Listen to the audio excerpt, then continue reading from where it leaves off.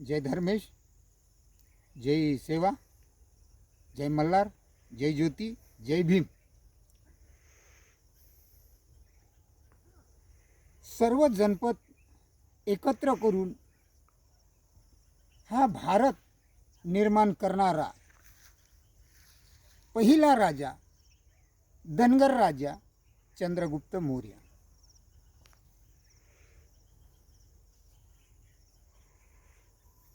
सम्राटों का सम्राट, 23 विश्व विद्यापीठाचा संस्थापक, सत्यमेव जयते या ब्रीदवाक्याचे संस्थापक, प्रशासक आणि ज्याच्या नावाने अतुलनीय असं शौर्य गाजवल्यावर त्याचा एक पुरस्कार दिला जातो, ते अशोक चक्र. असे सम्राटों का सम्राट या भारताचं नाव जगाच्या वेशीवर चमकवणारा जंबूद्वीप भारत म्हणून असे भारताचा जगातला एकमेव राजा, पहिला राजा, धनगर राजा, सम्राट अशोक मौर्य. ज्या काळामध्ये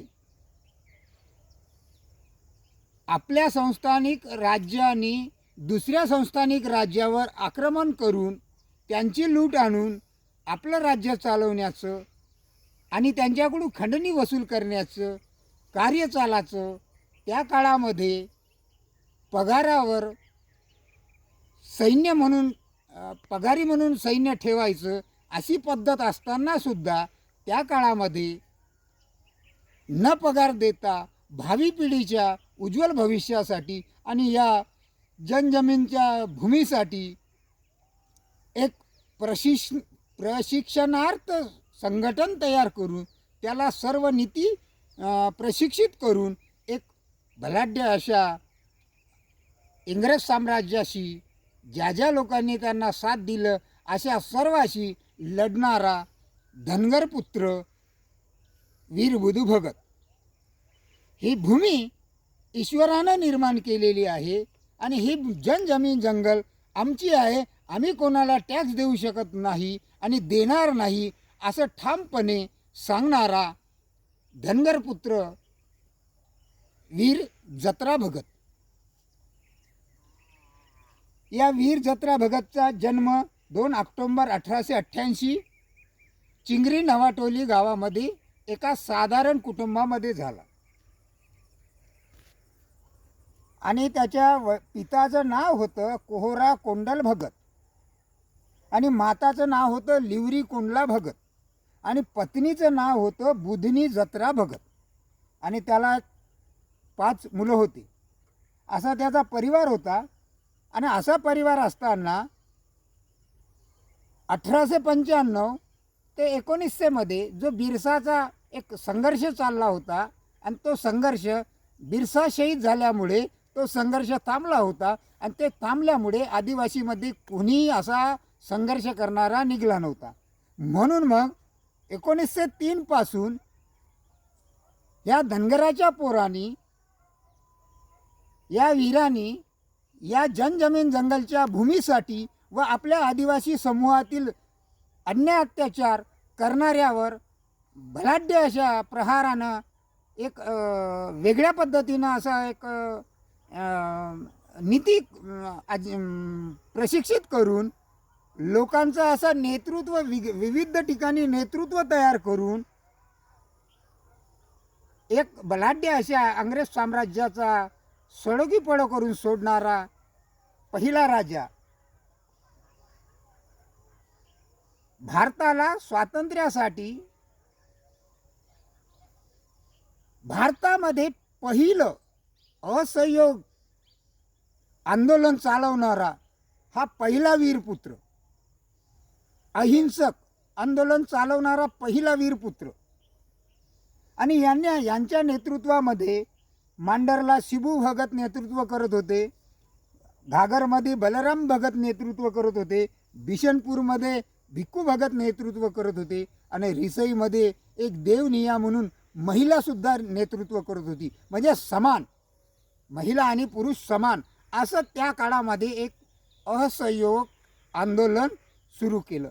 आणि या आंदोलनाचं एक जो अन्याय अत्याचार होत होता जनजमीन जंगलशी निगडीत या आदिवासी समूहाच्या लोकांवर, यांच्या जमिनी ज्या ब्रिटिशांनी सावकारांनी ज्या हडप केलेल्या होत्या, ज्या जप्त केलेल्या होत्या, अशा या वीर बुधू भगतची 1700 एकरची जमीन आजही कोर्टामध्ये केस चालू आहे. काही जमीन परत मिळाली त्याच्या कुटुंबाला, परंतु काही जमिनीचा वाद आजही प्रलंबित आहे. असं हा वीर बुधू भगत. आणि मग हा लढा सुरू केला, असहयोग आंदोलन सुरू केलं. त्यावेळेस इंग्रज धास्तावले आणि इंग्रजांनी 1908 मध्ये टेनेक्स ॲक्ट म्हणून लागू केला. त्याच्या विरोधात सुद्धा त्यांनी लढा लढला आणि आमच्या जमिनी आम्हालाच परत करा. आणि त्या टेनेक्स ॲक्टमधून त्यांनी ज्या जमिनी आमच्या हडपल्या होत्या त्या जमिनी आम्हाला परत केल्या. त्याच्यानंतर काही त्यांच्या जे संघर्ष झाला, हे आंदोलन त्यांनी चालवलं कशासाठी, तर असहयोग त्या काळामध्ये जे हिंसक आंदोलनं चालायचे, जे मारामारी चालायची, कापाकापी चालायची, तर हे कुठेतरी थांबलं पाहिजे, हा त्यांच्या मागचा त्यांचा उद्देश होता. आता ह्या उद्देश जर आपण लक्षात घेतला, जनजमीन जंगलसाठी लढणारा पहिला वीर बुधू भगत म्हणजे प्रशिक्षण करून एक धनगर पुत्र, आणि दुसरा ज्याच्या भरोशावर आपल्याला सर्व हक्काधिकार मिळाले असा धनगर पुत्र जत्रावीर बुधू भगत,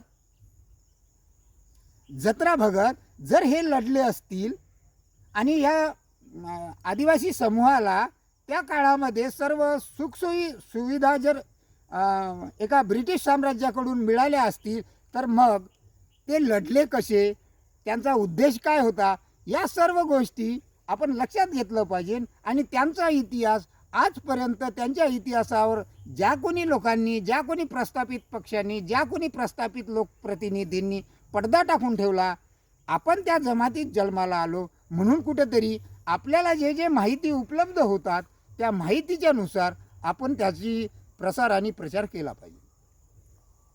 तेव्हा आपण कुठेतरी आपल्या जमातीमध्ये जन्माला आलो आणि त्याचं ऋण फेडत आहो हे असं कुठेतरी सिद्ध होईल.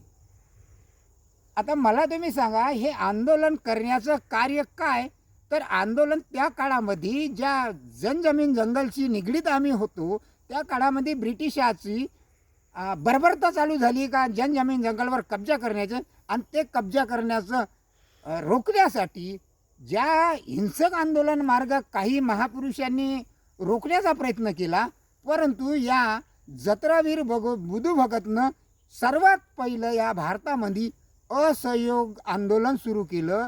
आणि ते अराजकीय आंदोलन होतं आणि ते आंदोलन हिंसक कुठेही नव्हतं, कारण त्यांचा एक मुळात उद्देश नव्हता. त्यांनी सर्वप्रथम आपल्या प्रतिनिधी, आपल्या ज्या सवंगड्याला, आपल्या ज्या मावड्याला सांगितलं की बाबा मांस मदिरा पिऊ नका. म्हणून त्या काळात एक गाणं होतं, टन टन टाना टाना बाबा टाना भूत भूतनी के टाना. हे जे इंग्रज आलेले आहे, हे जे जमीनदार आहे, हे जे सावकार आहे, हे भूत भूतनी के आहे. टन टन टाना टाना बाबा टाना भूत भूतनी के टाना, म्हणजे ह्या भूतभूताला भगवणारा आमचा टाणा आहे, असं त्या गाण्याचा अर्थ होता. आणि टन टन टाना टाना बाबा टाना भूत भूतनी के टाना उखल छेपल टाना, असं जे गाणं होतं.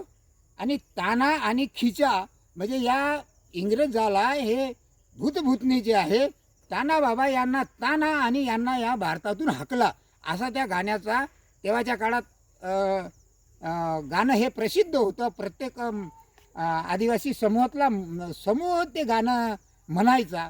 परंतु कालांतराने काहीतरी आपण वेगळ्या मार्गाने गेल्यामुळे त्या इतिहासावर पडदा टाकण्याचा प्रयत्न झाला आणि तो पडदा थोडक्यामध्ये काढण्याचा प्रयत्न आपण सर्वांनी केला पाहिजे. कारण आपण त्या जमातीत आलो आणि आज जे लढाई चालू झाली आदिवासी धनगर, ही लढाई कुठेतरी थांबली पाहिजे. कारण हा इतिहास जर समोर आला तर ही लढाई ऑटोमॅटिक थांबेल. कारण त्या रणमैदानामध्ये जो शत्रू हे आदिवासी नाही धनगर असं जे म्हणते, तर हे जे बुधू भगत आहे, जे वीर जत्रा भगत आहे, हे यांच्या महाराष्ट्राची जन्मभूमी आहे, महाराष्ट्रातली त्यांची कर्मभूमी आहे. ते महाराष्ट्रातून गेलेले आहे आणि महाराष्ट्रातून पलायन करत करत ते त्या ठिकाणीपर्यंत पोहोचलेले आहे आणि तिथंसुद्धा त्यांनी क्रांती केलेली आहे. रोहतास गडावर सुद्धा त्यांनी क्रांती केलेली आहे आणि हे सरकारनं सुद्धा RGIनं सुद्धा मान्य केलेलं आहे का ओरावची समानार्थी शब्द हा धनगर होता. म्हणून कुठेतरी धनगरांनी जो इतिहास सोनेरी पानांचा आहे तो कुठेतरी झाकला आहे. तो इतिहास पुढं आणण्याचं कार्य प्रत्येक नवतरुण पोरांनी, सुशिक्षित लोकांनी किंवा जे सामाजिक कार्यकर्ते आहे यांनी हा इतिहास पुढं आणण्यासाठी प्रयत्न करावा. जेणेकरताना हा इतिहास जर पुढं आला तर मला वाटते जे लढाई आपण रणमैदानात लढत आहोत त्या रणमैदानामध्ये शत्रूच आपल्या विरोधात उभा राहणार नाही. कारण हा इतिहासच त्या पद्धतीचा आहे. कारण तर या दोन महापुरुषामुळे ज्यांनी सुरुवातीला संघटन कसं करायचं हे या भारताला शिकवलं आणि ज्यांना हे भूमी ईश्वराने निर्माण केलेली आहे, हे आमची भूमी आहे, आम्ही कोणाला टॅक्स देणार नाही, जमीन जंगल आमच्या बापाचं आहे असं करून त्या बलाढ्य अशा इंग्रजाकडून सातबारा स्वतःच्या नावावर करून घेतला आणि त्याच्या नावावर दिला. असा हा जत्रा भगत आहे. पहिला सातबारा सम्राट अशोकाच्या नावावर भारताचा आणि दुसरा सातबारा ज्या ब्रिटिशांना बलाढ्य अशा ब्रिटिशांनी दुसरा सातबारा दिला, तो दुसरा सातबारा वीर जत्रा भगतच्या नावावर आहे, टाणा आंदोलनाच्या नावावर आहे. हे आंदोलन अहिंसक आणि हिंसक नव्हतं. त्याच्यामुळे या आंदोलनाचा प्रभाव त्या ब्रिटिशावर खूप मोठ्या प्रमाणात झाला आणि त्यामुळेच भारताला स्वातंत्र्य मिळालं. परंतु ज्या पद्धतीचं आपल्यामध्ये काही आहे, गांधीजी 25 वेळा त्या रांचीमध्ये गेले. राजेंद्र प्रसाद जे राष्ट्रपती होते त्या काळामध्ये, ते राष्ट्रपतीसुद्धा वेळोवेळी त्या रांचीमध्ये जाऊन या टाणा भगत ज्या अहिंसक आंदोलन जे असहयोग आंदोलन होतं या आंदोलनाच्या कार्यकर्त्याला जाऊन भेटले, टाणा भगतला जाऊन भेटले, जत्रा भगतला भेटले आणि त्यांच्याशी विनवणी केली आणि त्यांना हे केलं. असे मोतीलाल नेहरू, पंडित जवाहरलाल नेहरूसुद्धा गेले, सरदार पटेलसुद्धा गेले. हे सर्व नेते जे होते हे सर्व त्याच्याशी मिळले आणि त्यांना सोबत घेतलं म्हणून तर भारत स्वातंत्र्य झाला ना. कारण त्या स्वातंत्र्याची लढाई लढायची तर लढणारे कोण आणि लढवणारे कोण अशा पद्धतीचे दोन गट आज रोजी आपल्याला दिसतात. कारण लढवणारे जे लोकप्रतिनिधी आहे हे आपल्या डोळ्यासमोर येतात. मग त्या काळात तर किती असेल. म्हणून कुठेतरी त्या 2 ऑक्टोंबर 1888ला त्या वीर महापुरुषाचा जन्म आहे. त्याला 16मध्ये ज्या ब्रिटिशांनी पकडलं, ज्या हजारीबागच्या जेलमध्ये बिरसा मुंडा शहीद झाले, त्याच्यावर अन्याय अत्याचार करून त्याच पद्धतीचा अन्याय अत्याचार ब्रिटिश सरकारने या जत्रा भगतवर सुद्धा केला आणि त्यांनी लगेच काही अटी शर्तीवर त्याला म्हणजे एकदम त्याच्यावर प्रहार केल्याच्या नंतर त्यांना सोडून दिलं आणि 2 महिन्याच्या नंतर ज्यावेळेस जत्रा गेले, शहीद झाले, त्यावेळेस महात्मा गांधींनी सर्व काढून का मी जत्राचा अनुयायी, धर्मेशचा अनुयायी आणि मला तुमची लढाई लढायची आहे अशा तत्वावर त्या जत्रा भगतच्या टाणा आंदोलनाच्या सर्व साथीदाराला, त्यात सर्व नेतृत्व करणाऱ्या बांधवांना सांगून ते सर्व आंदोलन आपल्या पाठीमागं घेऊन हे स्वातंत्र्याची लढाई लढली आणि ते लढाई लढल्यामुळे ते जिंकले. म्हणून कुठेतरी भारताला आज रोजी स्वातंत्र्य मिळालं.